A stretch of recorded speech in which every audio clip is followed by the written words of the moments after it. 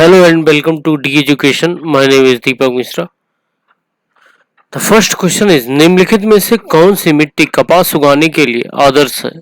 ए रेगुर मिट्टी या फिर लेटराइट मिट्टी, रेगिस्तानी मिट्टी या पहाड़ी मिट्टी।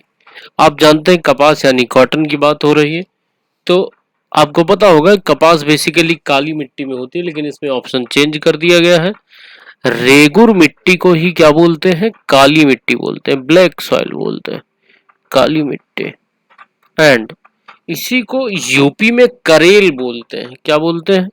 यूपी में, उत्तर प्रदेश में काली मिट्टी को करेल नाम से बोलते हैं। तो ये भी पूछा जाता है, करेल बोलते हैं।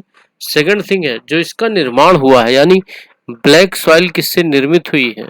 तो ब्लैक सॉइल का जो फॉर्मेशन होता है वो बेसिकली ज्वालामुखी चट्टानों से हुआ है। किससे? ज्वालामुखी वाल्केनो से, और जिसे आप लोग बेसाल्ट चट्टान के नाम से भी जानते हैं। तो ये भी क्वेश्चन पूछा जाता है ज्वालामुखी या बेसाल्ट चट्टानों से निर्मित मिट्टी है, तो आपको तुरंत लगाना है कि रेगुर मिट्टी है। सेकंड क्वेश्चन है, मिट्टी का निर्माण किस प्रक्रिया से होता है? अनाच्छादन, ग्रेडेशन, अपक्षय या फिर कटाव।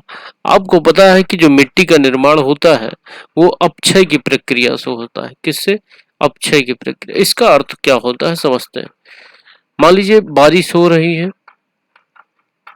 या फिर तूफान आदि कारणों से किसी बड़े चट्टान का टूटना ही क्या होता है? जब चट्टानें टूटती हैं तो छोटे छोटे पीसेस में बन जाती हैं और इकट्ठे हो जाती हैं।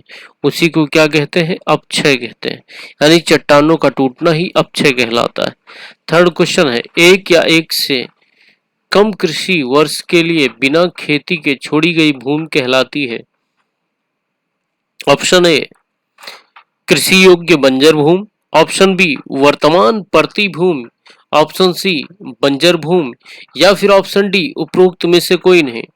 The correct answer is that वर्तमान परती भूमि। यानी परती भूमि का मतलब होता है ये कृषि के लिए बिना खेती के छोड़ी गई भूमि कहलाती है। परती भूमि का मतलब होता है ऐसी जमीन जिस पर खेती तो की जा सकती है लेकिन उस पर खेती नहीं की जा रही है। और बंजर भूमि में क्या अंतर होता है कि अगर आप बंजर भूमि में कितनी भी खाद यूरिया डालेंगे वो उपजाऊ नहीं होगी, लेकिन परती पड़ी भूमि में अगर आप खाद यूरिया का इस्तेमाल करेंगे तो आपको अनाज देगी। तो इसका सही आंसर है थर्ड का बी ऑप्शन। हर किसी की जरूरत के लिए पर्याप्त है लेकिन किसी के लालच के लिए नहीं। यह कथन किसका है? जवाहरलाल नेहरू, अटल बिहारी वाजपेयी, एम के गांधी यानी महात्मा गांधी जी और सुंदरलाल बहुगुणा। तो इसका सही ऑप्शन है ऑप्शन सी एम के गांधी, महात्मा गांधी जी। चलिए आपको बताना है कि महात्मा गांधी को महात्मा की उपाधि किस आंदोलन के दौरान दी गई थी? तो आप लोग प्लीज इसको कमेंट करके बताएं कि इनको इसकी उपाधि कब दी गई थी। अगला क्वेश्चन है, जिन संसाधनों का सर्वेक्षण किया गया है और उपयोग के लिए उनकी मात्रा और गुणवत्ता निर्धारित की गई उन्हें के रूप में माना जाता है?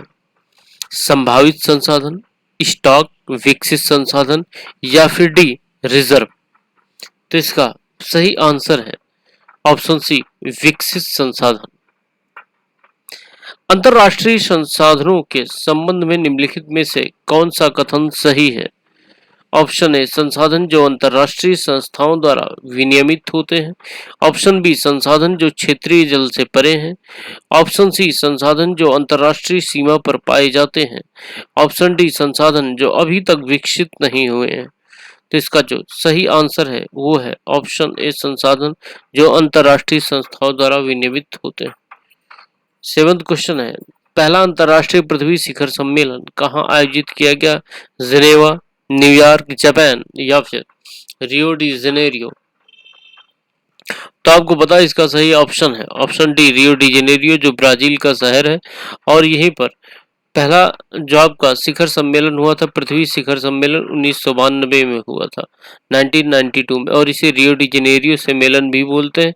और इसका जो आउटकम निकला था वो था एजेंडा 21 या एजेंडा 21, ये भी आपसे पूछते हैं।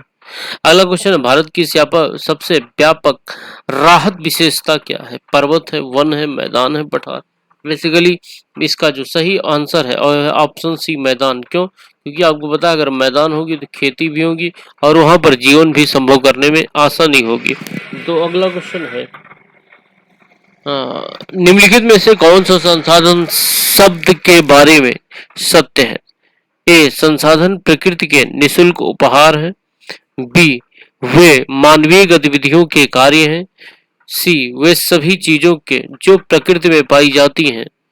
डी, वे चीजें जिनका उपयोग हमारी जरूरतों को पूरा करने के लिए नहीं किया जा सकता। तो इसका जो सही आंसर है वो है ऑप्शन बी, वे मानवीय गतिविधियां के कार्य। देखिए मैं बाहर हूं तो इसलिए हो सकता है कि आपको साउंड आ रही हो, इसके लिए माफी चाहता हूं, बट जो भी है यही है। Thanks for listening. Thank you.